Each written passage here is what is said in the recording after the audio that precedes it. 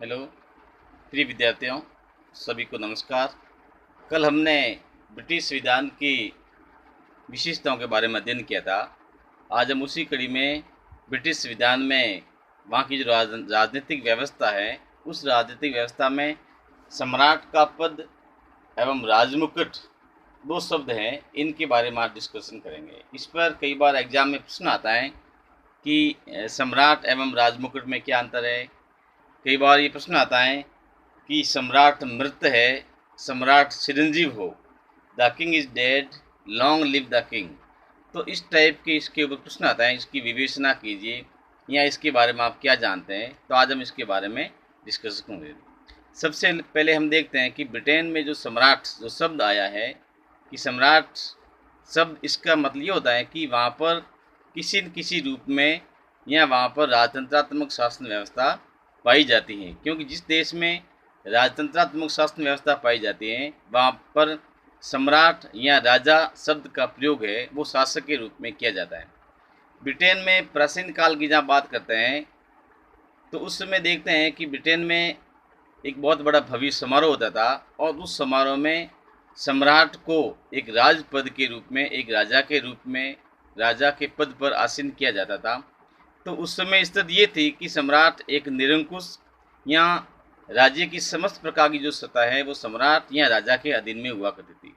तो उस समय राजमुकुट एवं राजा एक ही होते थे, वो एक शक्ति का प्रतीक के रूप में माना जाता था। लेकिन कालांतर में जब वहाँ पर धीरे धीरे सत्ता में परिवर्तन आया और मंत्रिमंडलीय शासन व्यवस्था स्थापित हुई, तब से वहाँ पर हमें देखने को मिलता है कि वहाँ पर सम्राट और राजमुकुट हैं वो दोनों ही अलग अलग प्रकार से है। सम्राट वहाँ पर एक व्यक्ति के रूप में पहचान रखता है, एक व्यक्ति के रूप में जाना जाता है। जो सम्राट एक वंश परंपरा के अनुसार वहाँ ब्रिटेन में राजतंत्रात्मक शासन व्यवस्था के रूप में एक राजा के रूप में पद ग्रहण करता है और वो व्यक्ति अपने पद से त्याग पत्र भी दे सकता है या उन्हें हटाया भी जा सकता है। एक व्यक्ति के रूप में वो काम करता है। जबकि हम राजमुकुट की बात करते हैं तो राजमुकुट एक व्यक्ति नहीं होकर के एक संस्था है और उस संस्था के पास में बहुत सारे शक्तियाँ होती हैं, जिसमें हम कह सकते हैं कि उस संस्था में संपूर्ण सरकार आती है। उस सरकार में सम्राट भी है, कैबिनेट भी है, वहाँ का पूरा मंत्रिमंडल है और जो जितने भी जो प्रशासनिक अधिकारी होते हैं जो सरकार के कार्यों को संचालित करते हैं, वो एक राजमुकुट नामक संस्था में स्थापित करते हैं। तो अर्थात सम्राट एक व्यक्ति के रूप में हो गया, तो व्यक्ति की कभी भी मृत्यु हो सकती है और मृत्यु के बाद में उसके स्थान पर किसी नए व्यक्ति को राजा या सम्राट के पद पर बनाया जा सकता है। लेकिन एक राजमुकुट की जहाँ बात करते हैं, राजमुकुट की मृत्यु नहीं होती है, ये एक चिरस्थायी है और उस चिरस्थायी में जो संपूर्ण प्रकार की जो गवर्नमेंट है वो शासन लगातार उसमें चलता रहता है। इस प्रकार से इनके बारे में कहा गया है कि the king is dead, long live the king. अब उसको सूक्ष्म रूप से हम देखते हैं कि कई बार जैसे एग्जाम में प्रश्न आ गया कि सम्राट और राजमुकुट में क्या अंतर है, इसके बारे में बताइए। कई बार 7 नंबर का प्रश्न आता है कि इसके बारे में विवेचना कीजिए, आप क्या जानते हो। ब्रिटेन की राजतंत्र शासन व्यवस्था में सम्राट एवं राजमुकुट की क्या भूमिका है, इनके बारे में विवेचना कीजिए। तो इस प्रकार का प्रश्न भी आता है। तो आपको सबसे पहले तो ये देखना है कि ब्रिटेन में जो सम्राट का जो पद है ये वास्तव में क्या है और वहाँ का जो राजमुकुट है, राजमुकुट नामक संस्था, ये वास्तव में क्या है। क्योंकि हम देखते हैं कि ब्रिटेन की जो शासन व्यवस्था है वो संसदीय शासन व्यवस्था है। जहाँ संसदीय शासन व्यवस्था होती है वहाँ पर कार्यपालिका दोहरी प्रकार की होती है, यानी कि इसमें 2 प्रकार की कार्यपालिका एक साथ काम करती है। एक तो होती है नाम मात्र की कार्यपालिका, यानी कि उसके पास में केवल नाम मात्र का सत्ता होती है, और एक होती है वास्तविक। तो वास्तविक जो वहाँ की कार्यपालिका है वो वहाँ का मंत्रिमंडल वास्तविक है। प्रधानमंत्री और मंत्रिमंडल जो उसका वास्तविक रूप है, वो देश में विधि निर्माण के संबंध में जो भी फैसले लेते हैं, जो कानून बनाते हैं, उस फैसले को लागू करने के लिए सम्राट बाध्य होता है। वहाँ पर यहाँ तक भी कहा गया है कि ब्रिटेन के सम्राट में, ब्रिटेन की शासन व्यवस्था में अगर सम्राट का डेथ वारंट भी या मृत्यु का आदेश भी अगर संसद बिल पास करती है तो ऐसी स्थिति में भी सम्राट को उसके ऊपर हस्ताक्षर करना ही पड़ता है। तो इस प्रकार से ये एक तरह से देखा जाता है कि सम्राट का जो पद है एक व्यक्ति के रूप में जाना जाता है जो कमज़ोर हैं, जबकि इस संस्था के रूप की जब बात करते हैं कि राजमुकुट एक बहुत बड़ी संस्था है जो एक सामूहिक दायित्व निर्वाह करती है। संपूर्ण जो गवर्नमेंट है उसके पास में सम्राट भी है, उसमें मंत्रिमंडल भी है, प्रशासनिक जो अधिकारी है ये भी उसके साथ में शामिल होते हैं। अब इसमें कई बार प्रश्न पूछते हैं भाई इसमें अंतर है, तो उसमें आपको पहला तंत्र ये लिखना है कि सम्राट एक व्यक्ति है जबकि राजमुकुट एक संस्था है। इसका पहला जो अंतर हो गया, सम्राट एक व्यक्ति है और राजमुकुट एक संस्था है।